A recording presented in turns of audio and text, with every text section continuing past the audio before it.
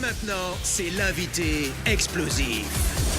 Et notre invité explosif, c'est Alan Aubert-Carlin. Alors, avant de parler du cricket russe qui se jouera tout l'été au théâtre des Blancs-Manteaux, on va parler un petit peu avec toi de ton parcours. Oui. Alors, tu es comédien. Comédien. Je suis comédien. Tu es comédien depuis l'âge de 15 ans. Oui. Alors, comment as découvert ça? Comment tu es arrivé à l'âge de 15 ans dans ce métier? De base par le théâtre, au théâtre des Amandiers, parce que j'étais au lycée à Nanterre et j'ai rencontré du coup une metteur en scène qui montait un projet au théâtre des Amandiers, donc Rouge, Noir et Ignorant d'Édouard Bond, et qui a fait appel à moi pour jouer le fils du monstre. Donc voilà, je me suis retrouvé dans ce spectacle. En parallèle, je démarrais un apprentissage, une formation théâtre au lycée. Et en fait, ça s'est enchaîné très vite. J'ai fait la rencontre d'un agent qui m'a proposé de l'intégrer son agence et j'ai commencé à passer des castings télé, ciné, pub, etc. On a pu te voir dans Les Bleus, par exemple. Oui, dans Les Bleus, Premier pas dans la police. Dans Ligne de feu, une série TF1, dans Péplum, dans Scène de ménage plus récemment. Dans Nos chers voisins également. Nos chers voisins, oui, pour TF1. Donc voilà, donc en fait, tout s'est tout s'est enchaîné très vite. J'ai passé des castings, j'en ai décroché et puis j'ai commencé à travailler comme ça. Et puis maintenant, tu es dans Pantoufle Explosif. Exactement. En 2012, tu participes au film The Weeknd. Oui. C'était aux côtés de Jeff Goldblum. Oui, on un film anglais. Quand même, hein. Alors, tu en gardes un bon souvenir? Ah, merveilleux. Tu as fait des scènes avec Jeff Goldblum? Oui, j'avais une scène sur tout le film. C'est pas facile à dire. Ah oui, c'est pas facile. Là, je me suis lancé dans un truc là. Dis Jeff. Non, c'est un merveilleux souvenir parce que déjà le réalisateur c'est Roger Mitchell, donc Coup de foudre à Notting Hill, etc. Donc se retrouver sur le plateau avec ce réalisateur, avec Jeff Goldblum, avec Jim Broadbent qui jouait dans Moulin Rouge, Harry Potter, etc. Enfin, c'est quand même des comédiens chevronnés. Donc moi j'avais une petite scène, mais ils ont été hyper sympathiques avec moi. Et puis la façon de travailler des Anglais et des Américains, tout est cadré, tout est carré. Et non, c'était un pur bonheur. On a pu te voir, tu l'as dit, dans la série Scène de ménage. Ouais. Alors, sur M6. Alors, tu joues qui? C'est régulier Oui, j'ai un petit régulier qui s'appelle Hugo. C'est le copain Boulet de Audrey Lamy. Voilà. Alors, des tournages de prévus, des diffusions de prévues, tu le sais à l'avance ou pas? Non, je le sais pas. C'est diffusé en ce moment. Enfin, ça fait 1 an que ça tourne, mais je sais pas trop. Tu le découvres un petit peu en même temps que tout le monde. Voilà, c'est ça. Je reçois des messages. Ton personnage est mort, du coup. Ah, tu le savais pas, merde. C'est ça. Au théâtre, tu as joué dans Lily, les Oui. 7 pêcheurs capitaux. Oui, c'est ça. J'allais dire les péchés, tu vois. Tu vois, le mec bosse pas. Dans Pot pourri, Pas lié par hasard, qui était ta première mise en scène. Oui, c'était ma première mise en scène. Alors, qu'est-ce qui t'a décidé à passer à la mise en scène? Alors en fait, c'est que j'ai rencontré Morgan Laquer en début 2009 et il était en train d'écrire cette pièce, Pas lié par hasard. Et il cherchait, donc ils avaient commencé à démarrer le montage du spectacle. Et en fait, il m'a demandé de venir en tant que regard extérieur, ce que j'ai fait. Et petit à petit, plus que leur donner un avis ou un regard extérieur, j'ai commencé à plus les mettre en scène. Et ils m'ont demandé, donc c'était 2 comédiens, et ils m'ont demandé de rester sur le projet et de signer la mise en scène. Donc en fait, plutôt que de donner un regard de temps en temps, j'ai fait la mise en scène de A à Z. Tu as mis en scène également L'invité. Oui. Pot pourri, c'était le même auteur? Alors l'invité non, puisque l'invité c'est une pièce de David Farao, qui a été en film, adapté en film d'ailleurs avec Valérie Lemercier, Daniel Auteuil. Voilà. Et ensuite Pot pourri, oui, c'est le même auteur. C'est une pièce que j'ai coécrite avec Morgan Laquer. Tu as mis également mis en scène, j'entends. Oui. Théâtre sans spectateur. Oui, de Morgan Laquer. Voilà, donc pièce que j'avais vue au Théâtre Le Proscenium. C'est ça, au tout début. Pièce très drôle. Ouais. Le titre, on se dit, c'est pas vendeur. Puis finalement, il y a eu du monde. Oui, Théâtre sans il y a du monde. spectateur. On l'a joué 1 an. Oui. On était parti pour 5 dates et on l'a joué 1 an. Alors rappelle-nous Belle surprise. le pitch c'était une pièce de théâtre qui tournait mal. Oui, c'est une parodie du milieu, du théâtre et des comédiens. C'était 8 comédiens qui n'ont rien à voir ensemble, qui venaient d'univers complètement différents, qui se retrouvaient à jouer dans une pièce, d'une pièce de théâtre subventionnée. C'est déjà drôle. Voilà. Déjà, c'est pas mal, ça. C'est Phèdre revu version subventionnée, sauf que parmi les 8 comédiens, il y en a une qui vient du boulevard et qui veut se refaire. Il y en a un qui vient de la télé-réalité. Il y en a un qui... Enfin, voilà, c'est 8 comédiens qu'on réunit. qui n'ont rien à voir ensemble et qui se retrouvent le soir de la première, à 2 minutes avant de monter sur scène, à se dire mais là on va faire de la merde. On veut plus y aller. Voilà.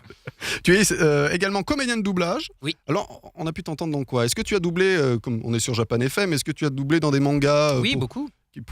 dont les auditeurs pourraient connaître? Oui, beaucoup. Psychopass. Ouais. Voilà, je double le héros, Shinya Kogami. Plus récemment, My Hero Academia. Qu'est-ce que j'ai fait? One Piece, Code Geass. Lego Marvel Avengers, ça n'a rien à voir. Mais Ça, c'est un jeu vidéo. Ouais. Ah, d'accord. Un Je jeu crois que vidéo. c'était Lego Marvel Avengers. Ça, c'était pour toi, Flavien. Ouais. Bon. Je faisais l'assistant de Hulk. Ah, d'accord. C'était lui. C'était toi. C'était lui. Ray Bomb, le personnage qui se transforme en Hulk bleu. Cool. Voilà. Et ce vendredi, tu viens pour nous parler du cricket russe. Alors, je te propose qu'on écoute un petit extrait. Oui. Et puis tu nous fais le pitch après. Ça marche. C'est parti. Le cricket russe, au théâtre des Blancs-Manteaux, Paris 4e. Bordel, je sais que t'es là, allez ouvre cette porte. Non. Jim, un psychorigide névrosé, voit débarquer chez lui Jules, un ami envahissant. Tu es pas trop fort. Et tout en un seul trajet. C'est quand même un peu plus que 2-3 bricoles. Et Olga, une tornade blonde. J'ai compris. Vous avez surprise pour moi. Non, tu vas la rappeler immédiatement et lui dire qu'elle est la bienvenue chez nous. Vous allez vous dire tout ce que vous avez sur le cœur. Et ensuite, vous vous sentirez tout léger. Mais l'auberge espagnole, c'est pas vraiment son truc. La coquille. Elle a trouvé un bon service de regard. Elle me gonfle. J'ai un assistant. Le cricket russe, à partir du 6 juillet, les jeudis, vendredis et samedis à 21h. J'y vais mais j'ai peur. Allez, calme-toi.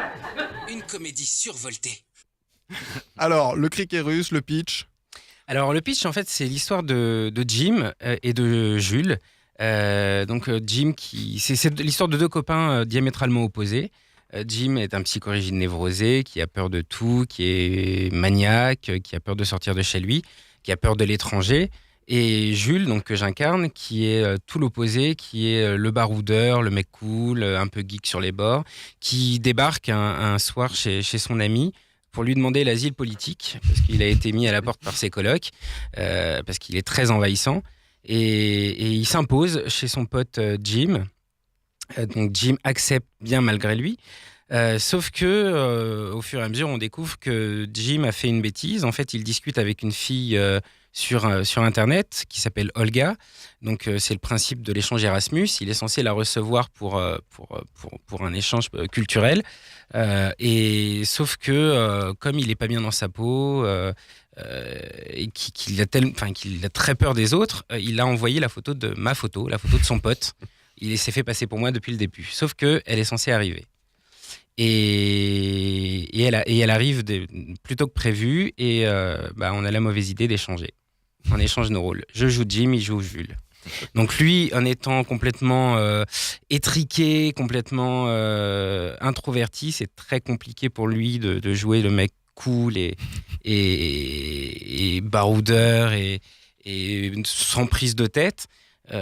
Et moi, du coup, je joue un peu l'image que je vois de lui. Donc je le caricature un peu.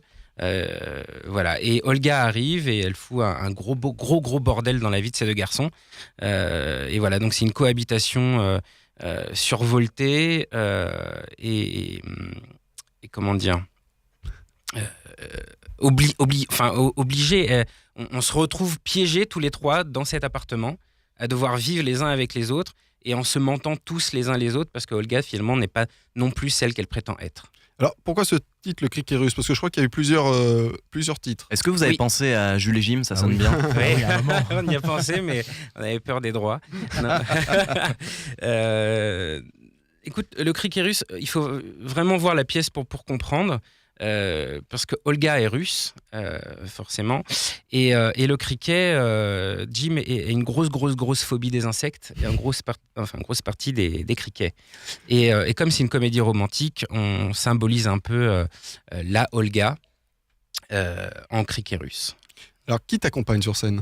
Alors, Morgane Laquer, donc, qui est l'auteur qui joue Jim, et Odile Martin qui joue Olga. Alors, est-ce qu'il y a des tournées de prévues pour Oui. les gens qui ne seraient pas à Paris? Oui. Là, on commence à avoir des dates de tournée qui tombent.